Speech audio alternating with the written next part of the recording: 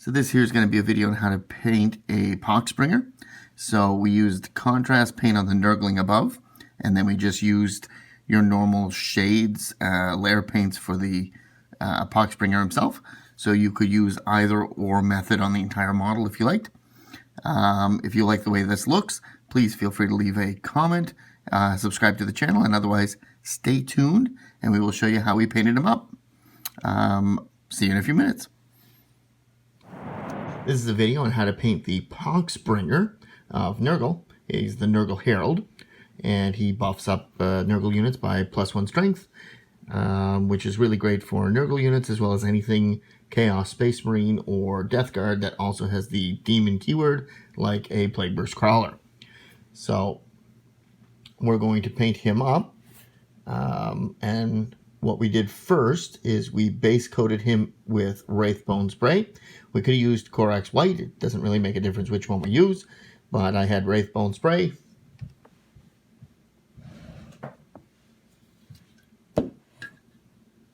So that's what we ended up using. So from that, we'll move on from there and start painting. So for our Pox Bringer, we have two choices. We could paint him with contrast paint, or we could paint him with regular way. So either of those pretty much come out the same as far as technique goes. So we've got Plaguebearer Flesh contrast paint, and we have Athonian Camoshade shade. So either of those will do. We're going to use the Camoshade, I believe. So when we're going to do that, we're going to just cover the model quite nicely with the shade.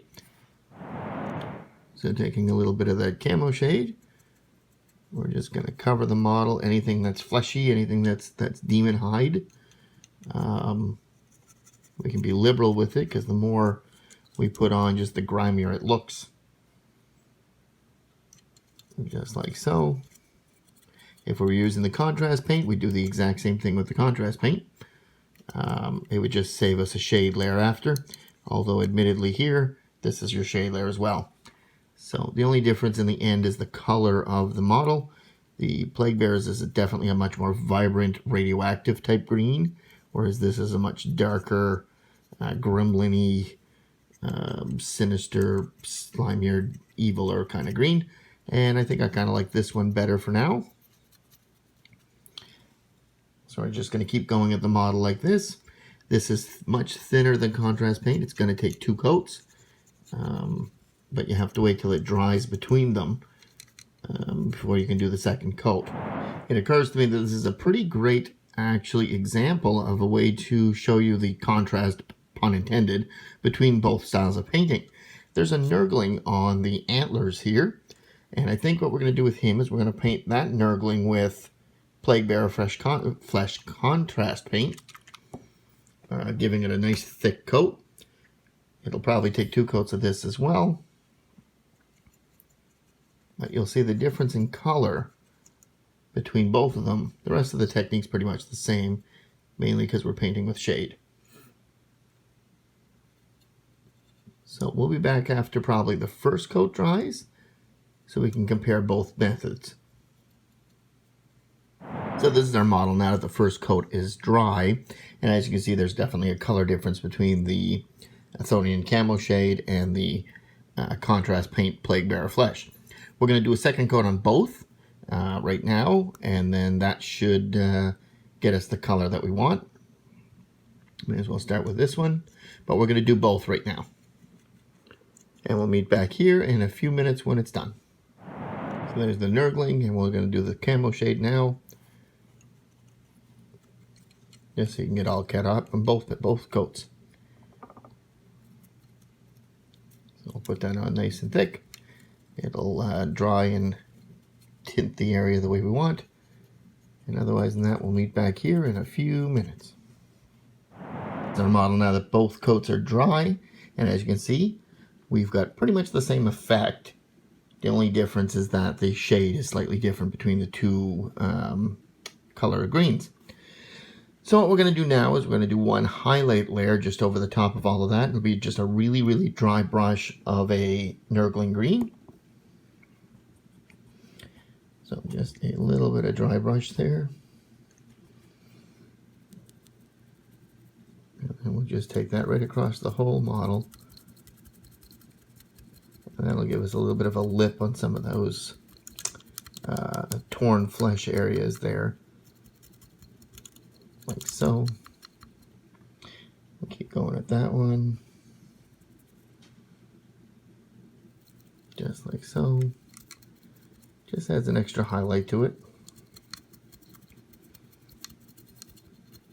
We've already got our shade and our main color done because of the way the shade dried. It filled the recesses much like the contrast paint did. So we're just doing the same thing here. And as you can see there, it's really lightening up the edges of that skin, which is all we want to do with a highlight layer anyway. This is our model after we've done that highlight layer of Nurgling Green. And as you can see, we've got that little bit of a light up area along the brow. Same thing along the edges of the skin as we showed you. Same thing along the back here, just that little tiny bit of highlight there that lights up. Nurgling Green does dry a little darker than it goes on. So there's not that much of a color shade change, but you can definitely still see the two different colors based on the contrast paint and then the camo shade. So with that, our green is pretty much finished, and we'll move on to another color. So now that we're finished with our green all together, what we're going to do now is start on the wounds. So we're going to start with a little bit of Mephiston Red, and we're going to do all of these open wounds here, some of these entrails going down as well as all these open wounds in the shoulder, and then all this open flayed skin here on this arm, and then as well over here, and on the back there's a few more wounds here. So all those spots there, we're going to do that with a base coat of Mephiston Red, and then we'll work our way forward from there. So we'll just come at this with a little bit of paint here. And Mephiston Red is a really bright red, so it really stands out.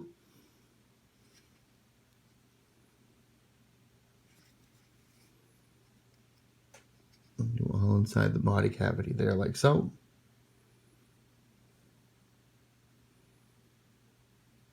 Being careful not to go over the green we worked so hard to do first.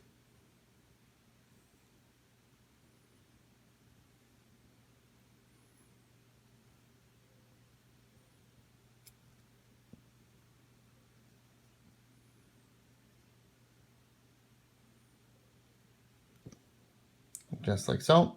So we'll keep doing this for a bit, and we'll meet back here again in a few minutes when we got all of this, these wounds finished. So this is our model now that the red is finished, and as you can see, it's very, very bright, but we're going to bring that down a bit as we go.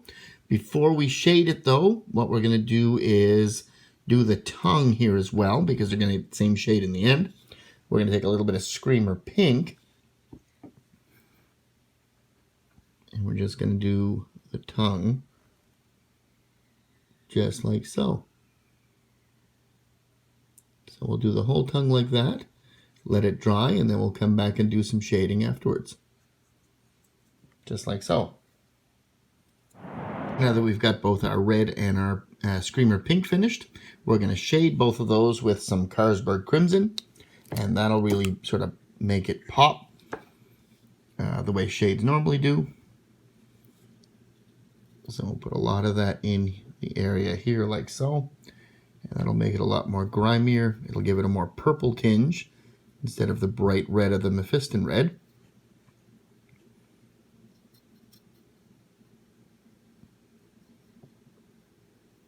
And it'll also bring out the shades of the pink, Screamer Pink, on the tongue.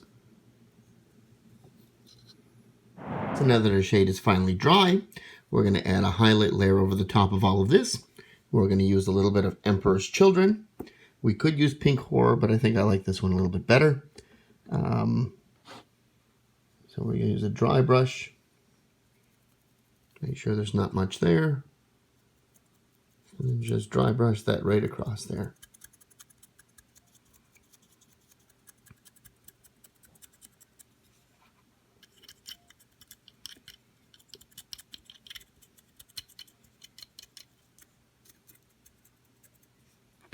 Doing it lightly so we don't lose our shade, like so. And we'll do the same for the organs.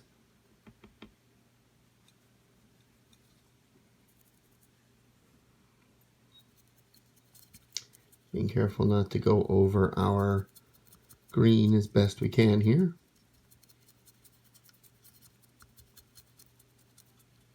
But as you can see, that pink now works with the purple type shade to really draw out some of the internal organs in the color like that. So now that we're finished with our entrails, we're going to move on to another part of the model. And in this case, we're going to start doing things like the horns and the tree stump that comes out the back, as well as all of the bones on the spine here. So we're going to do all of that with a base of Zandri dust. And so with that, we'll start working on our bone work here and all of our horns. So one of the tricky parts of our model we're going to do now as well, which is all of the teeth in his mouth. So those are also going to go Zandri dust base color, just like so.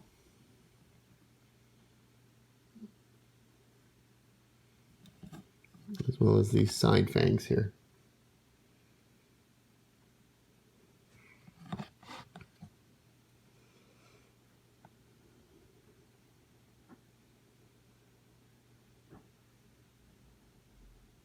And these bottom fangs as well.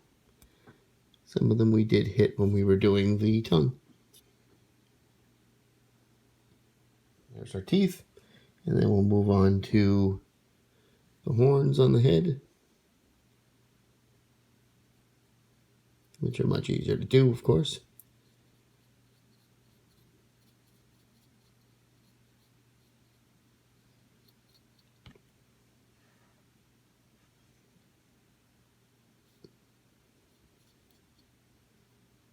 Just like that. So we'll keep doing the horns, we'll do the tree, we'll do the bones and the spine, and then we'll do all of that, and we'll meet back here in a few more minutes. And now that our Zandri dust is dry, before we shade it, we have two other pieces to do because it's all going to get the same shade color.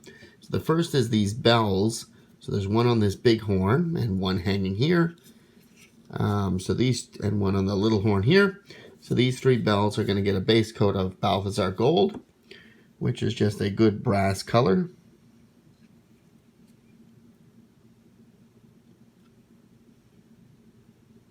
Just like so. We want to put that on all three bells.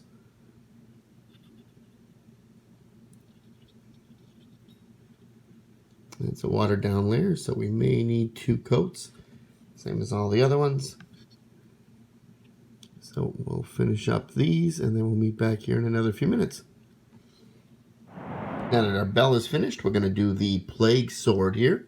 So we're going to start that with a base of Leadbelcher. And we're just going to cover that up quite nicely like so.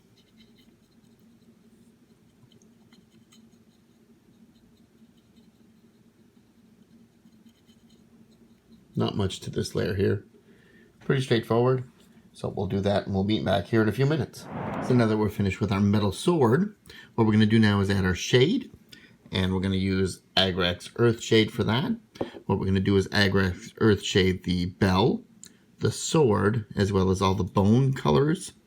And we'll try to do the bone where we sort of pull the shade up to the top. And we may even let it dry upside down just so it pools toward the top half of the horn because we want it to get darker as it goes up. We're just going to take some of that shade and just coat the plague weapon just so, as you can see, it ends up dark and grimy and gross. Do both sides of that. And normally with a shade we then highlight afterwards a brighter metal, but in this case we're not. We want to leave it dark and dingy. I'm going to do the bell as well.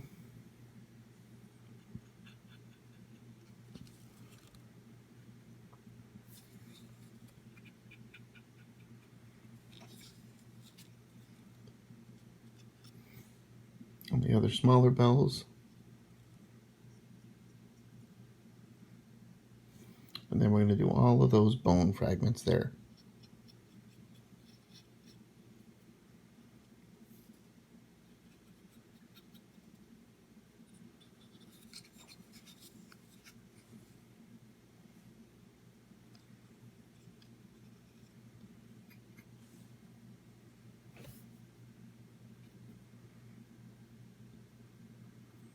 Being careful not to hit our Nurgling, but getting his horns as well.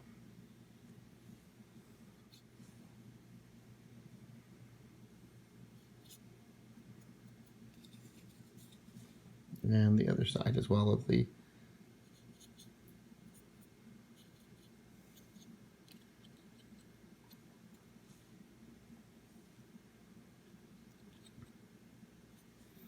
then we want to do just the spine.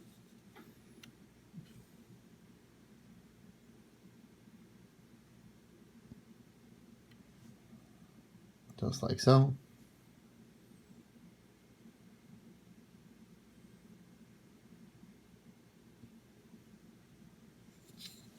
And maybe one more coat just up around the tops here. Just so that can pool.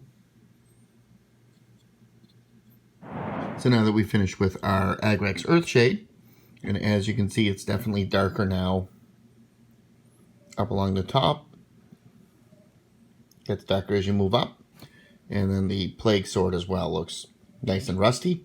So what we're going to do now is start working on all the corpuscles and all the boils and things like that are all over the body here. So we're going to put a little dab of Ungor flesh on each one, and that'll light them up nicely.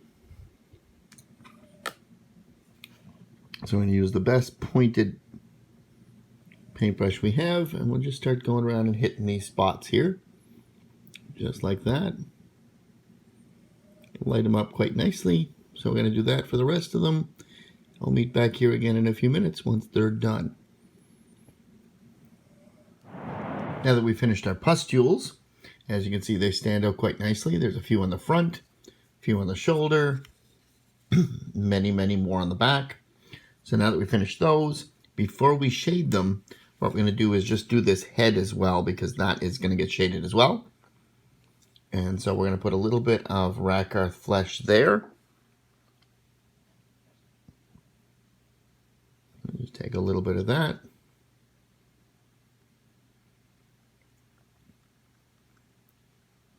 And just sort of do that entire face. We'll leave the hair and we'll touch that after with a brown or a yellow gold of some sort, whatever color we want. But the face itself is Rakarth flesh for sure. So we'll finish that up now. So now that we finished with that face, what we're going to do is shade both the face and the pustules with some Reikland Fleshshade, which will give a little bit of a red tinge to it all and sort of make it come off more diseased than it was without it.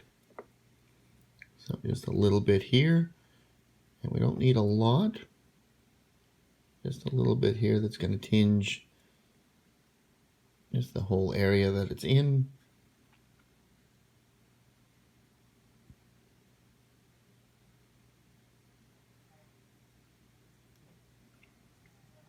And thin some of that out a little bit there. It was that one there. Just spread it around a little bit more. So you get that sort of sore, irritated approach. Just like that.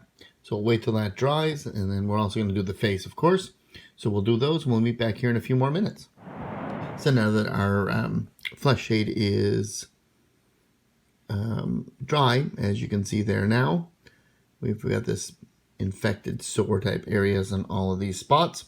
What we're going to do is just dab on a little bit more Ungor flesh just to light the tips back up.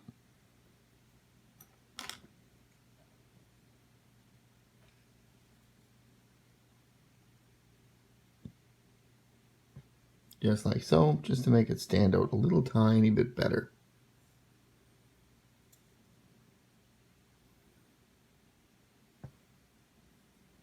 Just like that.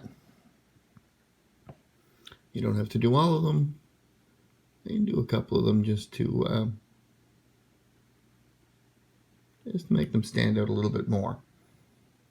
So now that we're finished with our pustules, what we're going to do now is just work on the eyes and bring them out a little bit. So we're going to take a little bit of Yriel yellow, and this will work for both the Pox Bringer as well as the Nurgling on the back. But we're just going to put a tiny little dab of Yriel yellow right there.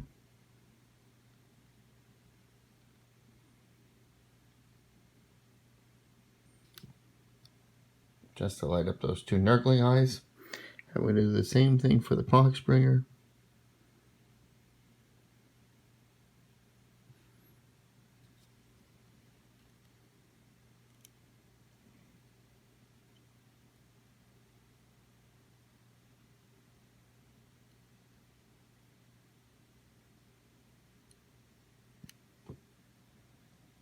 Just like that.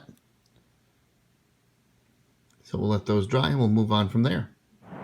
So for our next detail, what we're going to do is the stone rock that he's standing on. And what we're going to do with that is we're going to take a little bit of Eshen gray. And we're just going to paint the stone. We'll probably put an edge highlight of Dawnstone on it as well, just to dry brush around the edges and bring that out a bit. So we'll do that now, and we'll be back here in a few minutes. So this is our rock now that we've finished with the Eshen gray. And now what we're going to do is a little bit of a dry brush of Dawnstone on there.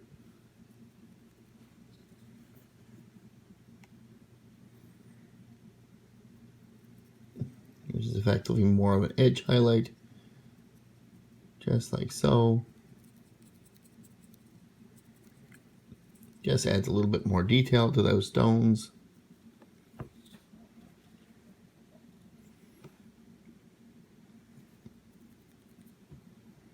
And just dry brush some of that inconsistently around there.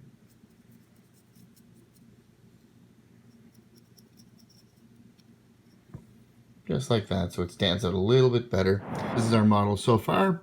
We did up the base just to get it back to black again. And then what we're going to work on now is the hair on the head that the Nurgling's holding onto. And we'll put it brown. We could easily just as well put it blonde. But we'll take a little bit of Rhinox hide and we'll put that on it. And then maybe a highlight of Gorthra brown, or a lighter brown anyway, just to dry brush over. But we're going to do that now just to finish that part off.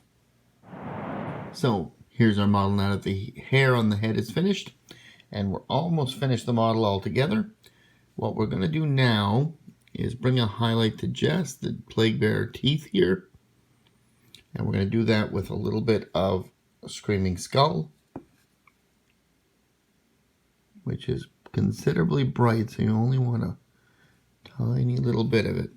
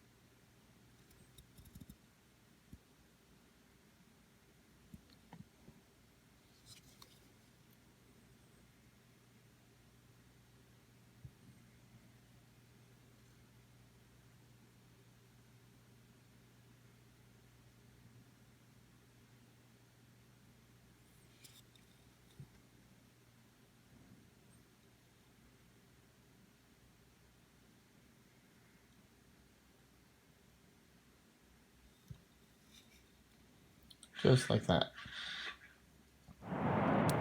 So here's our model now that we finished with him. And as you can see, we did the base and then we clear coated him.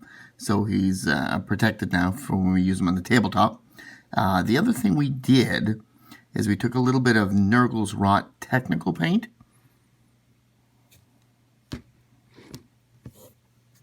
And we put that on the entrails in the open stomach cavity there. So you'll see there's a little bit of slime colored.